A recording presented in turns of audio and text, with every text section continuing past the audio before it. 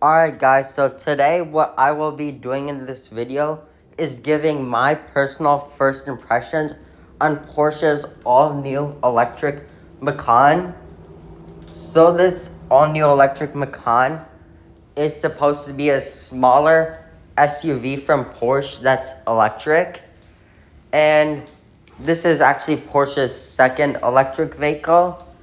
Their first electric vehicle was the Taycan, which is a mid-size luxury sedan. And honestly, the Taycan is a great car, but of course, this is going to be an improvement from that in some ways. So let's dive into what this car really is and see if it's worth it or not. So as you can see, there's two trim levels of the electric Macan, which is the Macan 4 and the Macan Turbo. So the Macan 4 starts at $79,000, while the Turbo starts at $105,000, which I know for a small SUV, it's a ton of money. Probably one of the most expensive small SUVs on the market today. And I'm sure there's a reason for it. But let's just go through the trims for now.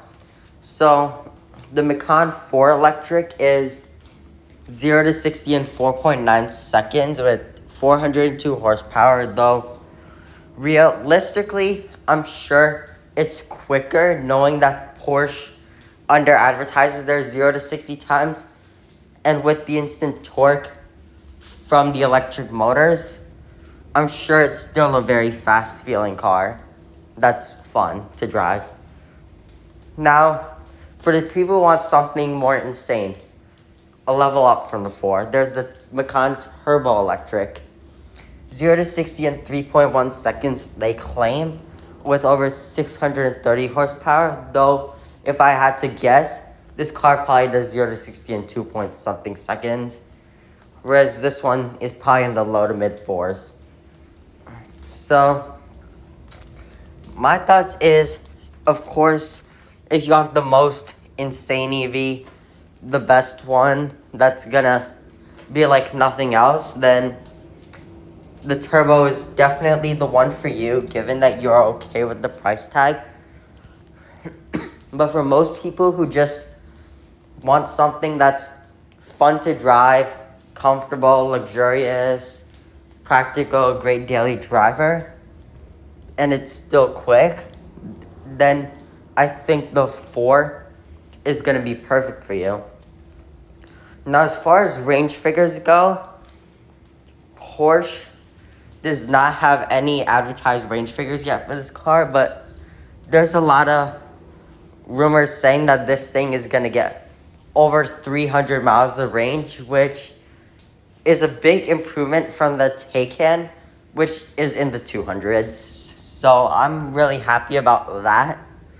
Because with 300 miles of range in real world driving, like if you're getting 300 miles of range regularly, I think that's definitely a solid figure for most people, and it might sway people into this that previously weren't a fan of EVs, especially ones that don't have so good a range. So, why don't we take a look at what this car is all about and see what it's like.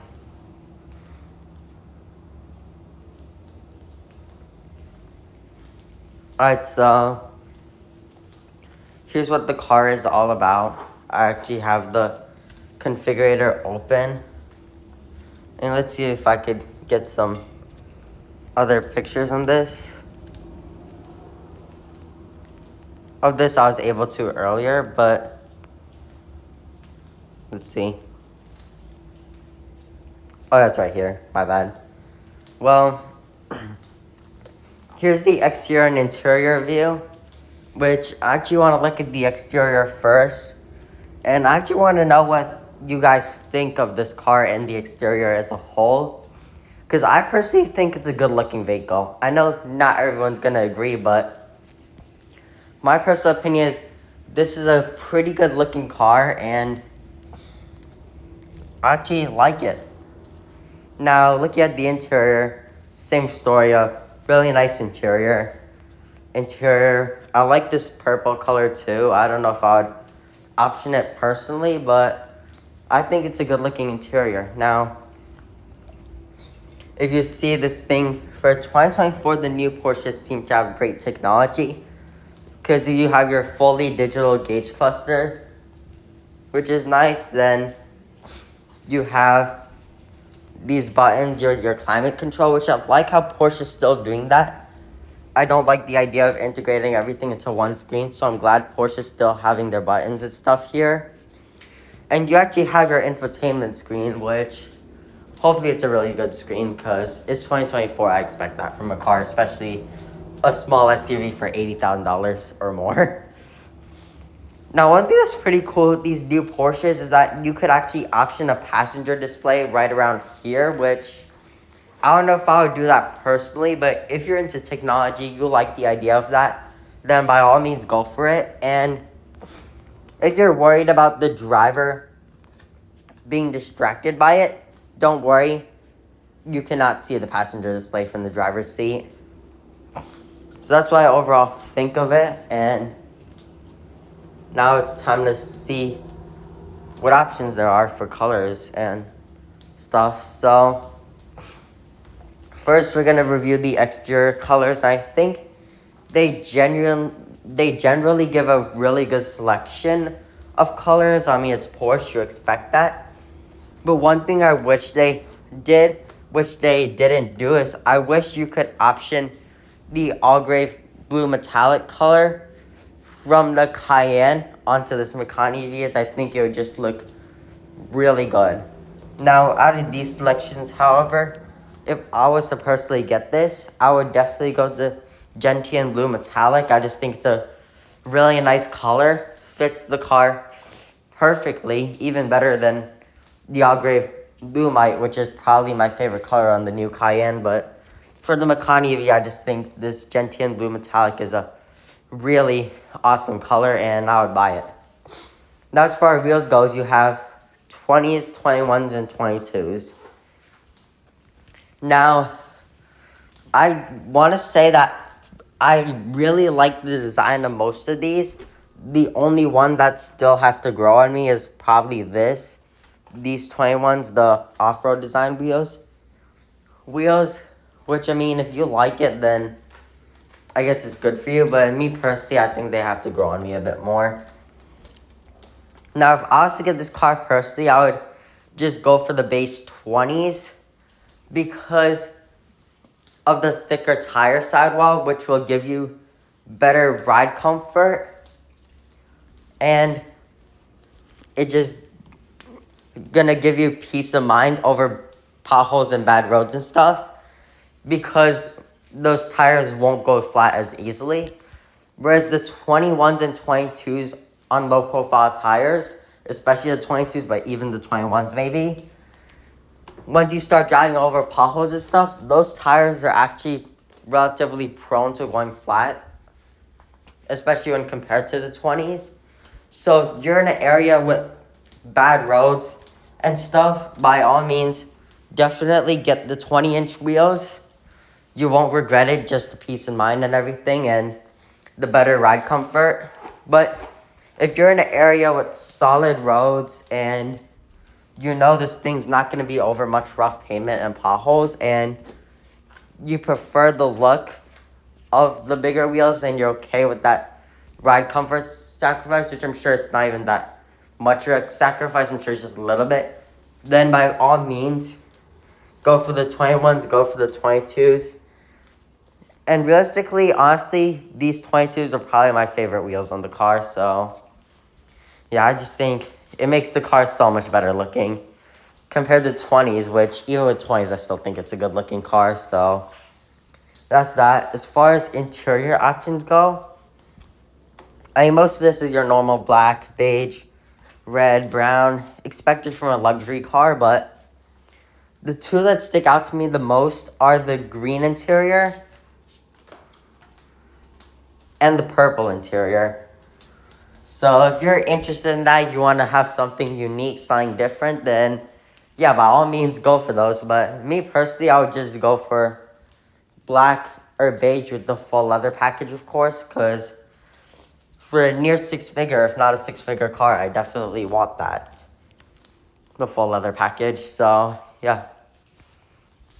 And of course, I would like option my heated seats, cold seats, and premium package, and just whatever else I want. So I think that's pretty good. And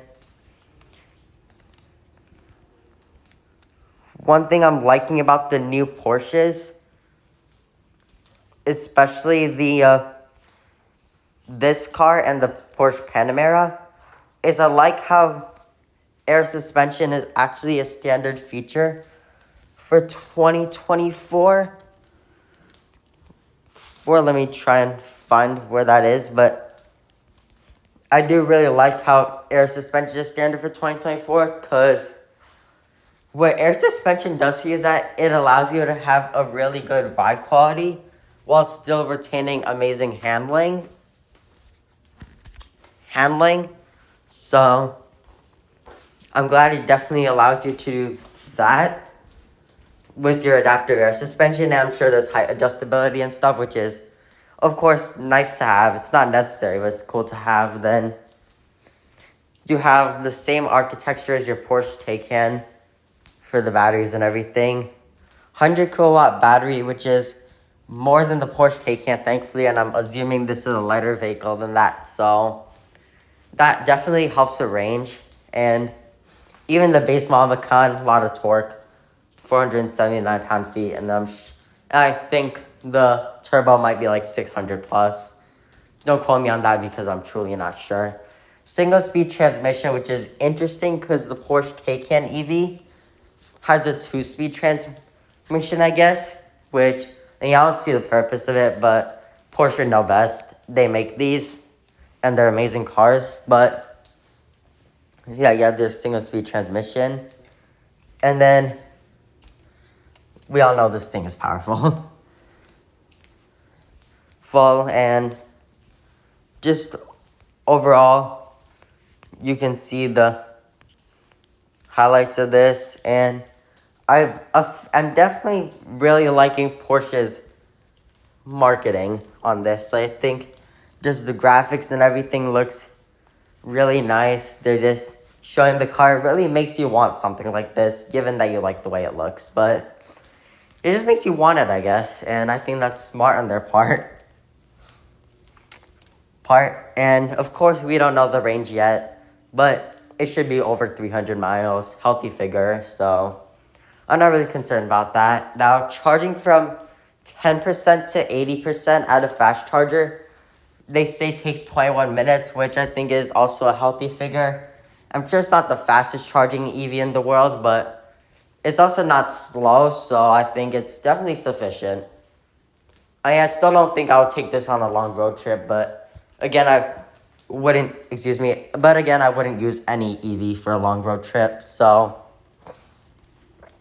yeah, but for a daily driver, I think 300 miles is a very healthy figure, and the charging is pretty good, so I'm glad about that. Now, for my final thoughts on this, and who it's for, I guess, I think this EV is just for people who want something that's still a great daily driver, still practical, low maintenance and everything, but they want something more fun than your typical EV. They just want something nicer than your typical EV, and just something more special, something more exclusive than your typical EV, which this is what it's made for. For most people, however, I actually wouldn't recommend this car. I would say get something cheaper that's probably just as nice as this, realistically, because most non-car people who just want a car from point A to point B are never going to take advantage of the performance of this car, and the performance is the big thing about it. But for those car people, like me and potentially you, who are looking for something that is just more fun to drive, more dynamically engaging than your typical luxury EV, and you want the exclusivity of having a Porsche, then I think this is definitely a great car, and I would truthfully highly recommend it. Now, that's just my personal 2 cents on this car. I think it's a great vehicle. I don't know if I would buy it, but I would definitely look at it. And I hope you guys enjoyed this video, and I truly hope to make more videos like these in the future.